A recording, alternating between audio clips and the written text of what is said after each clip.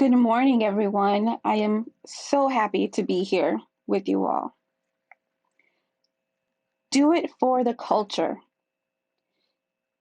It's really important to talk about the evolution of BlackDeaf expression in written English. I'll talk about what doing it for the culture actually means. And if you look here at the slide, well, the purpose of this presentation is for you to leave with certain points.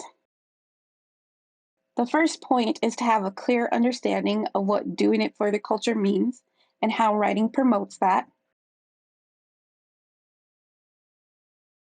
A grasp of the ramifications of the lack of a specific genre of BlackDeaf writing. A condensed look at Black cultural features of writing. Better recognition of BlackDeaf features in written English productions. Acknowledgement of what we currently have and what we still need. Therefore, we're looking for more motivation to push for change and evolvement for the culture.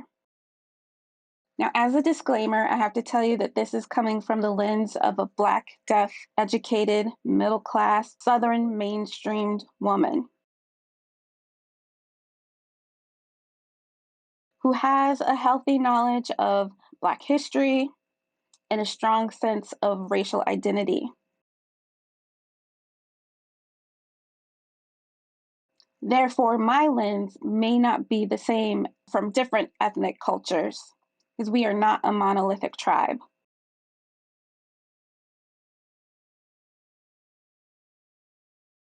So the concept of doing it for the culture actually came from the hip-hop group Migos. They have a song called the Culture National Anthem. Some of the words say, the lyrics, tell them, do it for the culture. Do it for the culture. Gotta do it for the culture. Do it for the culture. You was searching for the wave. It was culture what we found. Culture, culture, culture. Believe me when I say we create our own sound. Culture, culture, culture. And so that's where that phrase, doing it for the culture, came from. And as of January last year, I had no idea what that phrase meant. I'm not in high school anymore. I don't watch music videos. But by April of that year, I was exposed to this movie. I was watching a YouTube video produced by Pete, who was a Black comedy group from Chicago. They made this short film called The Blackening.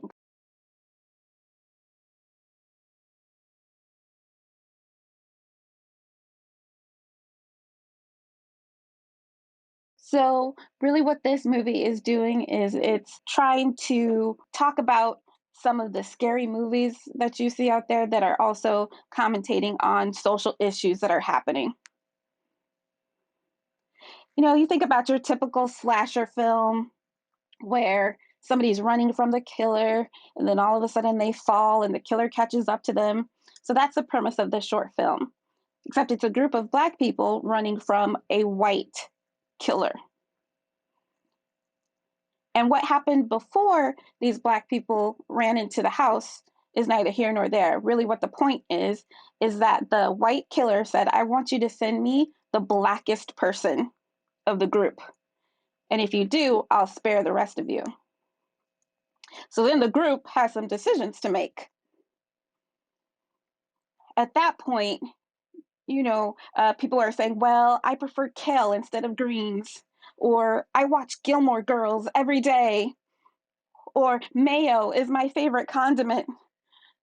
Just stereotypical white things to prove that they were not the blackest person. Like a Black Lives Matter t-shirt. Nope. Nope. What do you mean? I don't have a Black Lives shirt matter. Actually, I believe that all lives matter, as they were choking through trying to say that.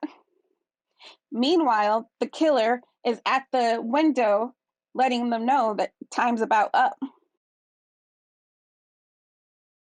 At that point, the group decides to dump out their belongings on the table, and whoever has hot sauce in their bag will be determined to be the blackest.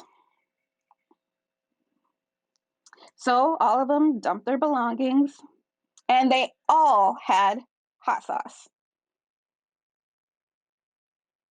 But if you notice the man in the middle, he says, I can prove I'm the least black. And as everybody is staring at him, he says, I voted for Trump. At that point, the whole group is exasperated with him, like, you did what? And that's when one person said, hey, y'all, he voted for Trump? Mm-mm. I'm sorry, and I'm gonna have to cuss here, but that motherfucker has to die. He has to die for the culture. And when I saw that, I finally understood what it meant for the culture.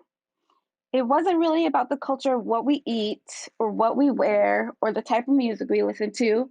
It was more about what benefits the group. That's what I had an actual understanding of for the culture meant. The culture of FUBU, or for us, by us,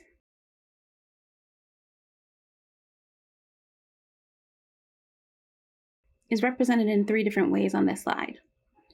If you notice the women in red, we just celebrated our 25th anniversary as a line. So something unique about us was that my line in that chapter was the largest line. There were 60 of us. That is not normal. On average, usually it's 35 or 40 in a line, but there were 60 of us. And there is a reason for that, which I'm not going to get into, but it was a very large group. As a group, we decided that we were going to fundraise to establish a scholarship for technology and different inventions and creations. And this was going to take place over a year. So the year went by and we donated and realized that we far surpassed our goal of $60,000. We actually fundraised $160,000. Now, out of our 60 line sisters, 2 did pass away. So 58 of us raised this amount of money. And it was on Black news, like The Root. It went viral in the Black community. And really, our anniversary wasn't about having all of this attention. It really was about using our unique position being there are 60 of us, to make something out of nothing. The other picture is a poster of a movie that is called Within Our Gates in 1920. Written by Oscar Micheaux, who was a Black man. I know that people think that Tyler Perry is the first Black person to have a movie, but it's not true. It was actually Oscar. And then the third picture is, are we going to define things for ourselves or let other people define things for us?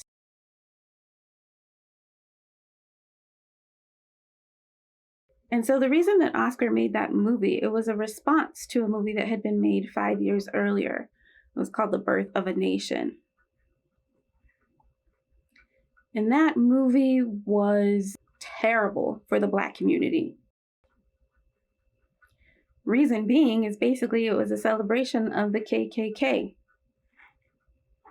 That movie was extremely popular for several reasons. One being that there was new technology that was being used, something about a 12 reel. I don't know exactly what that means, but it was novel technology for the time. And that movie was the first movie that showed inside of the White House. It showed President Wilson and his cabinet in the Supreme Court.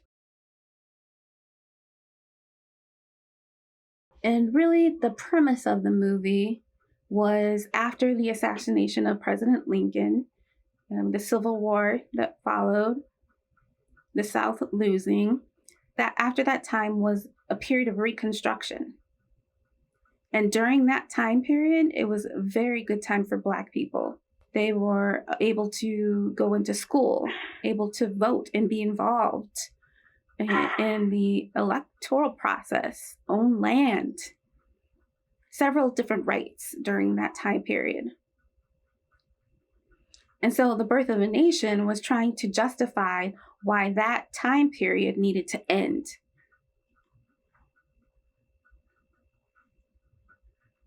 And the way that they did that is that they would show Black people, and especially Black men, as sexual aggressors to white women.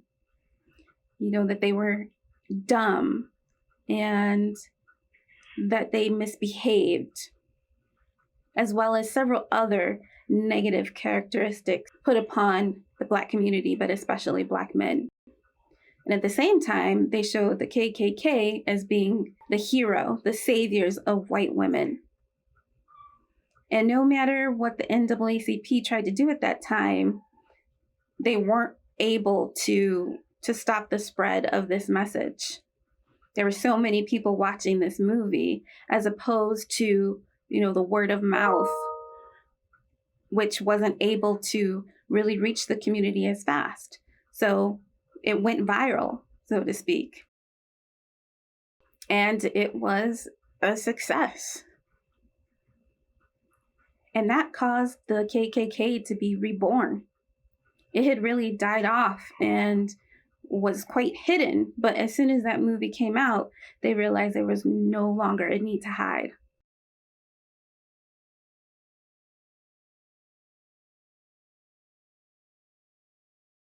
Now, as far as Tyler Perry, he opened up a really large movie studio in Atlanta, Georgia.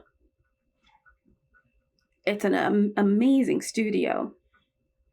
Now, you might think about him doing that and wondering if he did it for himself so that he could brag about making this studio and being the man, but he didn't. He really did it for the culture. He did it for his people, Black people, those who never had the opportunity to have their name under the shining lights, or never had the opportunity to be in a movie or to see people who look like them, having a room full of Black people. It was really an amazing feeling, a different feeling. And so that was a benefit for us as a Black people. I know, look at the babies. They're so cute, huh? But I know exactly the character that they're representing because I recognize the clothing. I recognize the pose. You can see this is Spike Lee, a filmmaker, a dancer and choreographer, Catherine Dunham, football player who made a powerful impact by taking the knee to protest police brutality, Colin Kaepernick. Singer-actress Janelle Monáe, and the astronaut over in the corner, Mae Jemison, and Malcolm X. I didn't have to look them up. I knew exactly who they were.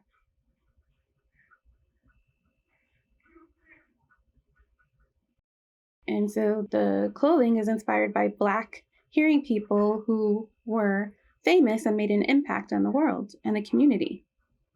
But what about deaf Black people who have done great things and are doing great things? Would a Black deaf kid be able to look at someone dressed up as a famous Black deaf person and know their name and know what they're well known for? I would doubt that.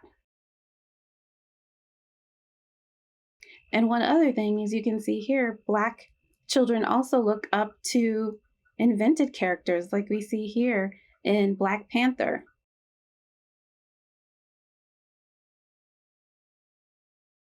You know, a comic superhero, male and female superheroes from a Black land that has never been colonized by white people. It's almost unheard of. Black Panther was so popular, it got to number 3 on the charts and was a record for one of the most popular movies ever. That has never happened before. Never seen that type of movie. So where is the equivalent for the Black deaf community and Black deaf youth? How many books with Black deaf characters have you seen? I can't even think of one. How many Black deaf role models do you see in TV and movies? I will say within the last 2 or 3 years, we are seeing that change. It's getting a little bit better. I wouldn't say that we've made it, but it is getting better. We have C.J. Jones and Baby Driver and Avatar 2, Lauren Ridloff and Angel Theory in The Walking Dead.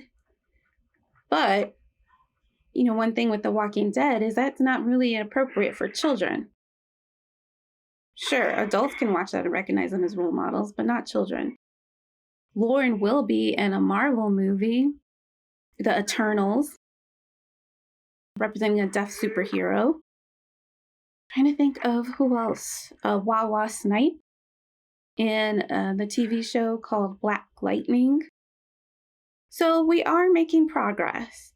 There are several emerging stars, but we need more. So to tie it back to writing, since that is what my presentation is about, we learn how to write in school. But how many Black deaf teachers are there? The Black deaf student population is around 50%, whereas the Black deaf teacher population is around 10%. Where is the representation? Now, regarding that, I don't want you to think that just seeing a Black deaf person in the room is enough. It's more to it. It's not just about a Black deaf body being there. I know schools that are majority Black and all Black teachers that are great schools. But at the same time, I know that there are schools that are majority Black with all Black teachers and the education is not that great. So there's definitely more to it, but I'm not going to go into it today because that's not the purpose of this presentation. Now, as a Black deaf community, I'd like to talk about what we do value. We value language flexibility, and it depends on the person and what their background is. But being able to have a hybrid continuum of ASL, Standard English, Ebonics, Black ASL, and depending on who is there and what the purpose of the communication is. And that relates to code switching. And that's when you know the rules of the current situation and are able to adapt your language based on that. Then as far as customs with family, social, geographical customs, we have the ability to create our own customs if there are none. And priorities are really identifying the Black deaf role models, Black cultural capital, resources, and increased access to information and opportunities, and really highlighting unfair discrimination and so on. We do have the privilege of being able to take from the Black hearing experience and how they resist to racism, autism, colorism, etc. And therefore, we are able to develop a toolbox to help us know how to respond. This is a Black deaf artist, Yusuf Yanya. He made this piece about Black ASL matters. And using Black ASL. And if you can see, the white people are saying you're wrong, but it's a resistance piece of saying that Black ASL is right and that we are right, respecting language flexibility. So the more options you have of language, the better off we'll be, and more access to language flexibility, which leads to social flexibility and therefore leads to more access.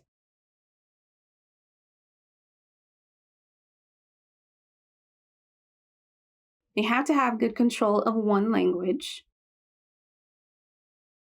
And this is a new movie called Dolomite Is My Name. It's on Netflix right now. And let me tell you why I put this up there. It really is the power of things going viral. So Dolomite wants to become a famous performer. He's tried everything. He has tried singing. That didn't work out. He has tried being a comedian. That didn't work out. And then one day, he finally found something that worked. So he went with it, and Black people loved it.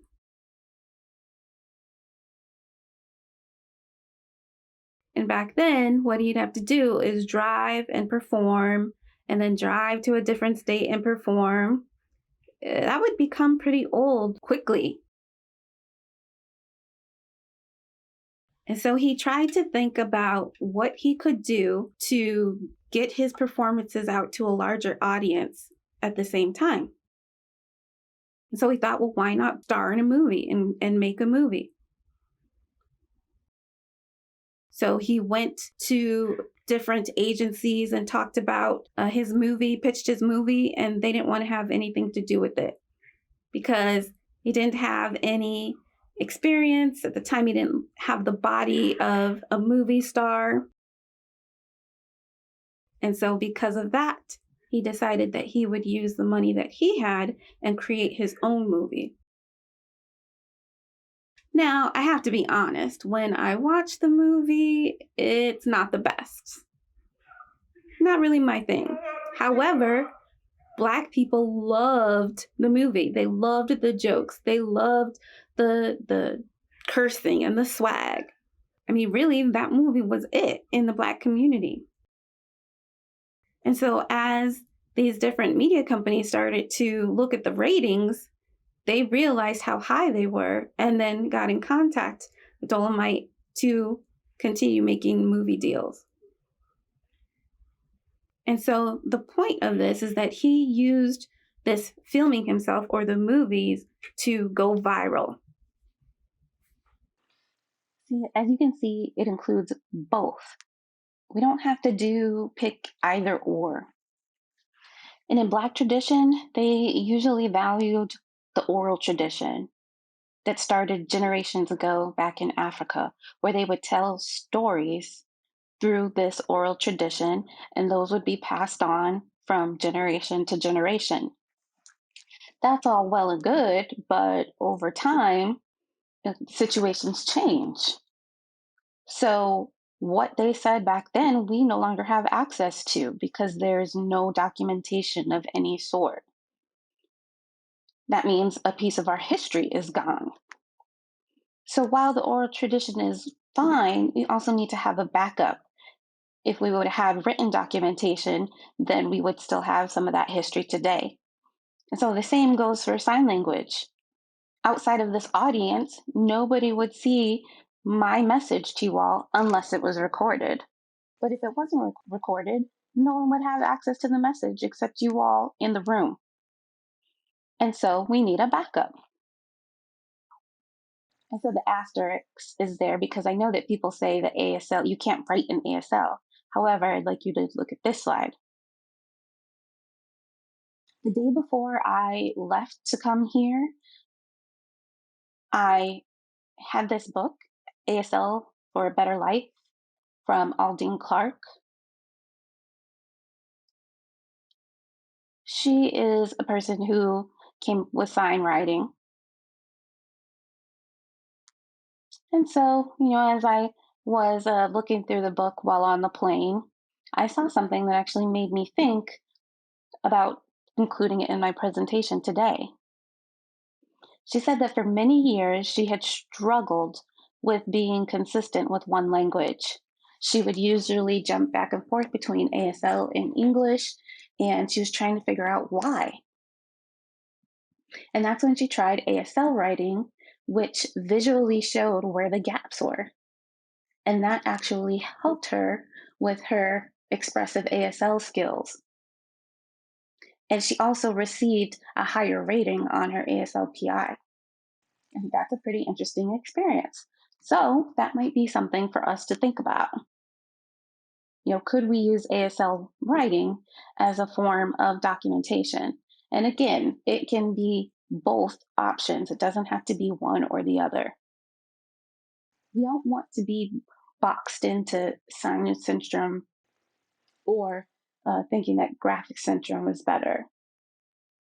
We can like all of them, and that's okay. It's okay to be flexible in the options that we choose. In the culture of Black American writing, as you can see on the slide, books tend to talk about what what the Black experience is. And that has its pros and cons, certainly.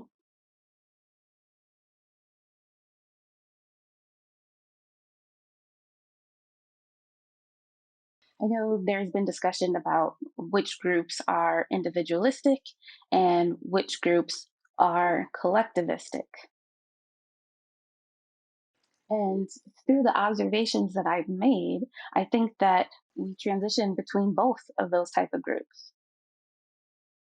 And I think that's been a way to make sure that we're safe.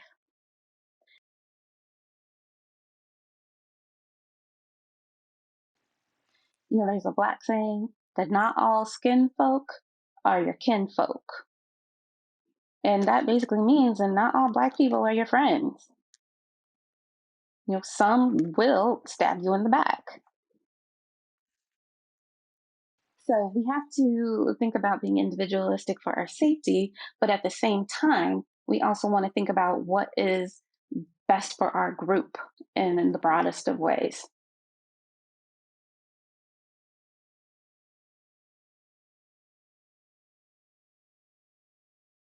Some Black writers will show elements of justice.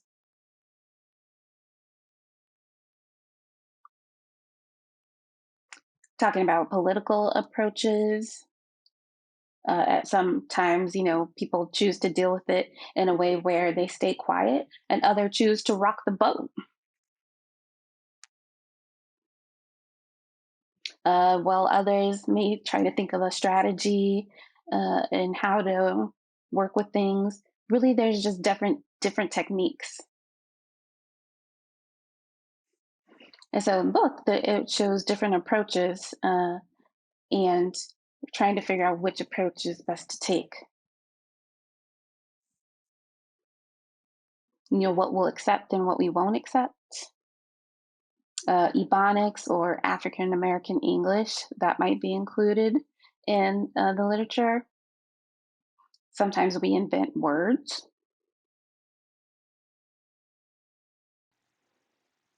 Like a word that may not be in the dictionary, but that's because we have our own dictionary. So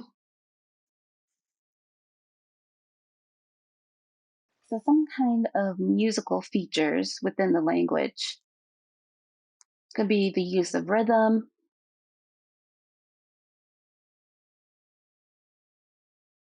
the tempo, and the pace. It could be really fast or really slow. Jazz has some influence, especially when we think about the Harlem Renaissance.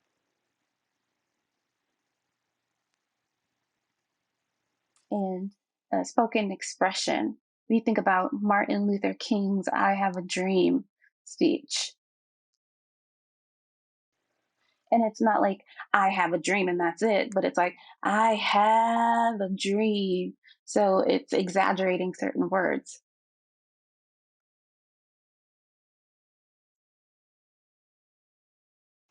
It could have religious or spiritual or moral aspects.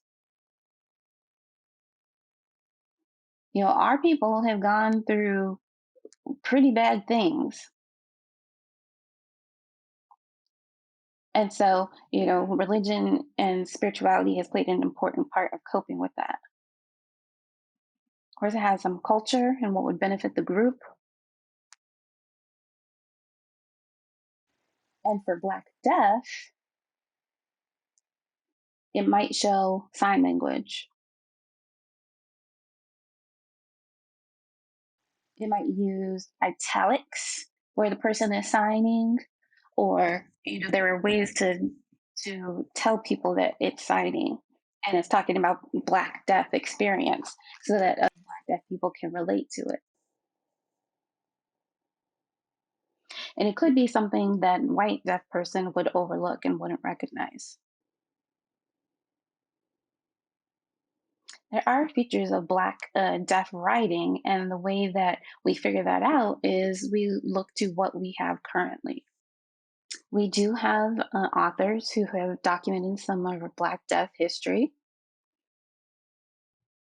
Some of this is really old. We have Dr. Anderson, Linwood Smith, who was an author and a poet. I'll show you two of his poems a little bit later. Again, Dr. Glenn Anderson.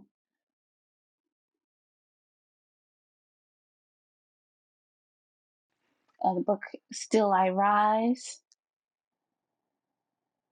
And it's not the whole book, it's a chapter within the book. We do have Black Deaf cultural model authors.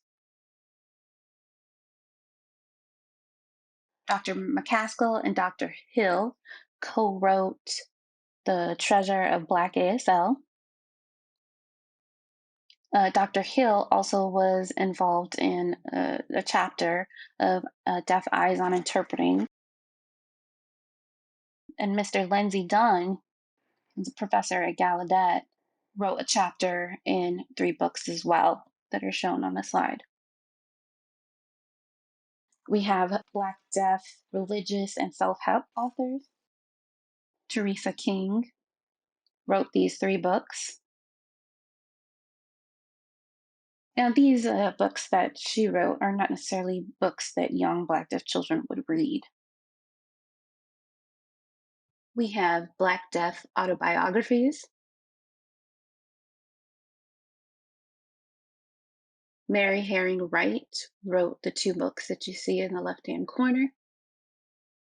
Derek Coleman, a professional football player. Kristen Coy from Atlanta. And Haben Germatt. And let me talk a little bit about her background. Out of everyone shown on this screen, I know Kristen Coy personally. I haven't met Haben, but I've seen videotapes. And I've also seen videos of Derek. Derek and Haben, they were not really part of the Black Deaf community. They don't know ASL all that well. For instance, when you see Haben, you know that she is a beginning signer. Still very clear to understand, but it would be difficult to have a full conversation with her using tactile ASL, while the other authors are very much so within the Black Deaf culture. So the autobiographies really do reflect the person and their language, culture, and background. We have Black Deaf screenwriters like Jade Bryant. And you can see a few films that have already been made, but there is also a TV series that she is currently trying to pitch in Hollywood. And I do hope that she gets it. We have Black deaf fictional authors, Kristen Coy and Connie Briscoe. I read several of the books, and something that I really found interesting is not many of those have significant Black deaf characters. None of them. And if you look at the Kristen Coy book, the characters are white.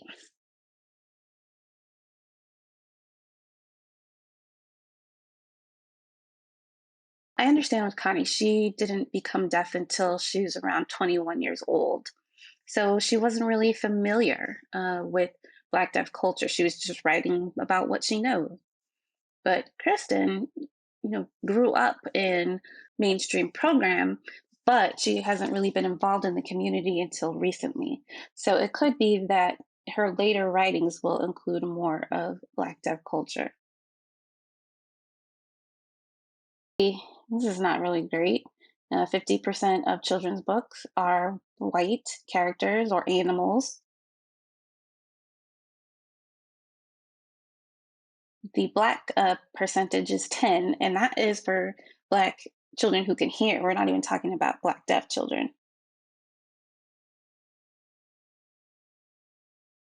And so authors who have Black deaf fiction, haven't seen any, at least not that I'm aware of. And the reason that that is so important, because as someone once said, reading becomes a means of self affirmation, and readers often seek mirrors in books. And then that intrinsic motivation leads to higher engagement. So, really, it's a cycle that feeds each other. So, if Black deaf children don't have any books to draw their attention and that they can relate to, then they feel like they're not important. That's really the message that is being sent. The good thing about fiction is that usually we'll see there's a problem and you want to talk about how it gets resolved. And then that is so when the person actually faces that problem in real life, they'll have some tools to resolve it. So this was from 2010, and this was about Black deaf readers. First, they researched Black people could hear and didn't really have a lot of data. But for Black deaf, they were trying to do comparisons, which I'm not really a fan of because there's several reasons that comparing them wouldn't work. But back to the point, what they said was that Black deaf readers had lower scores than their white deaf peers, which is something we really already knew. I just wanted to put this here so you see that it's not something that I'm just making up. So this book was written by Dr. Carolyn Williamson.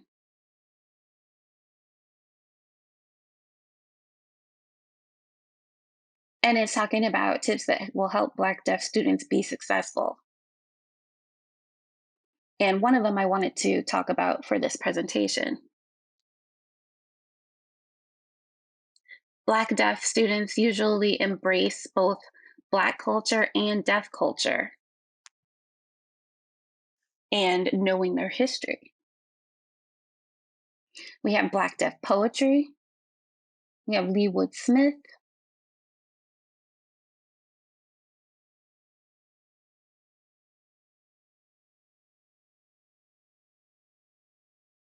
I was really lucky to find two poems online because the book that he wrote is out of print and he's gone. So it's really a challenge to find his poetry. And then there's also anthologies that have been revised. The Tactile Mind,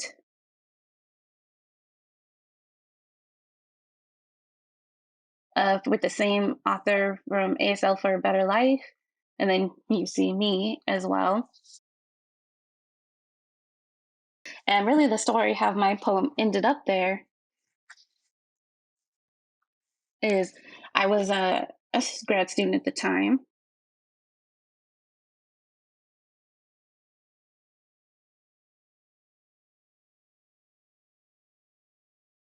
And really, as I was doing my work, I just noticed how really dry it was. And so I needed a mental break. And that's when I started doing poems for myself. I never had an idea or a goal that other people would read my poetry. It was just something that I used in my downtime or to help me refocus.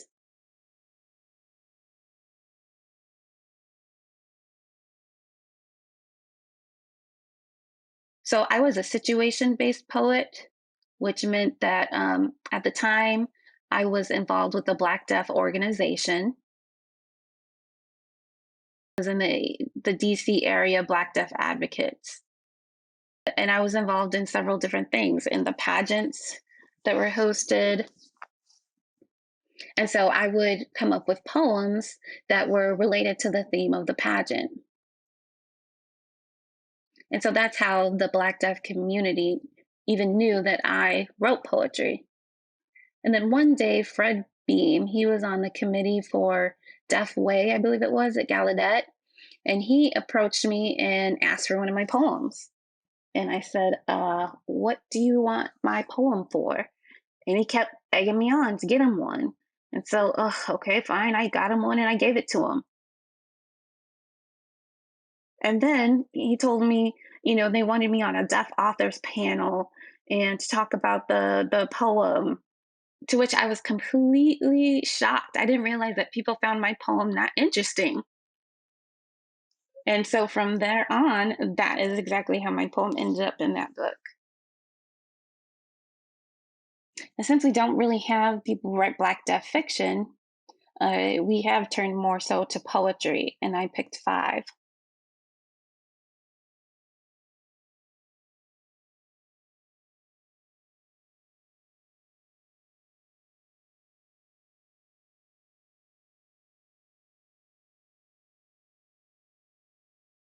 Black deaf people have oppressed for so long that really, trying to get a job and turn down, try to be successful and turn down. So a lot of Black deaf people just didn't even feel that they were worth anything and that they would ever be successful.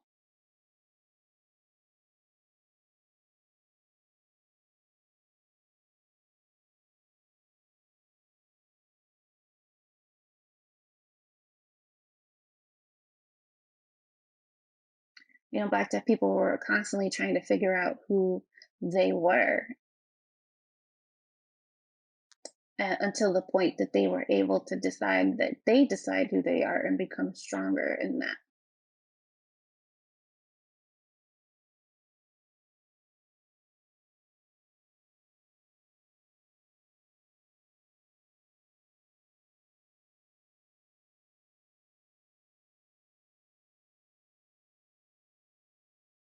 And with this one, I was doing my thesis, and my thesis was related to Black deaf identity and something. And I was really frustrated because I was struggling to find research specifically about Black deaf people.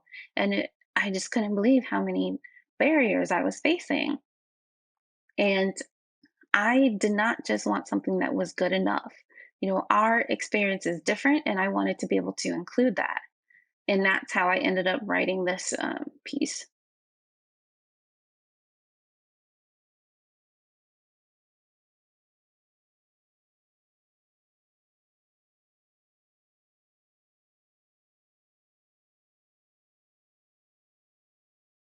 Don was in school at that time, and we had the South Africa and apartheid happening.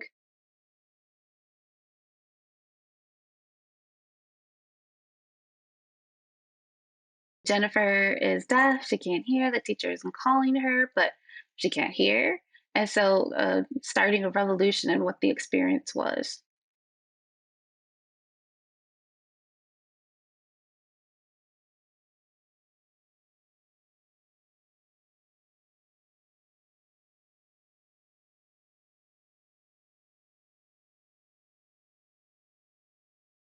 So I used the Black feature of call and response. Typically when a preacher's on the pulpit, he says something and the audience responds in some way. So it's call and response. So it's a Black deaf community with the white deaf community. And this was about the second Gallaudet protest. Basically the perspective of the Black deaf community and the perspective of the white deaf community.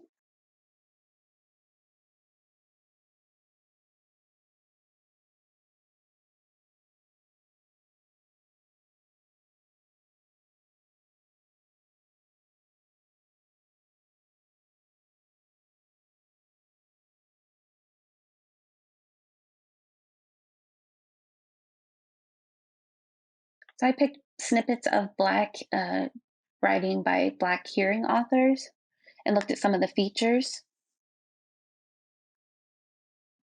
For culture, including Black deaf experience and ASL. If it's red, that means that out of 5, 4 features were not there. Green means 4 features out of the 5 were there.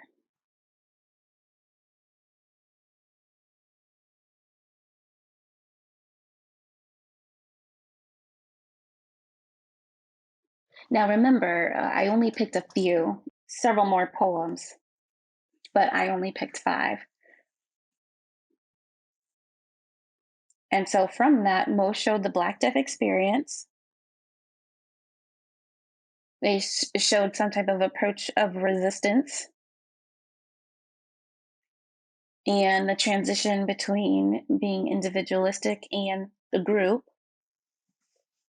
something significant happening, and for the benefit of our group. Most poets seem to use that. What didn't show up, and it surprised me a little bit, was ebonics.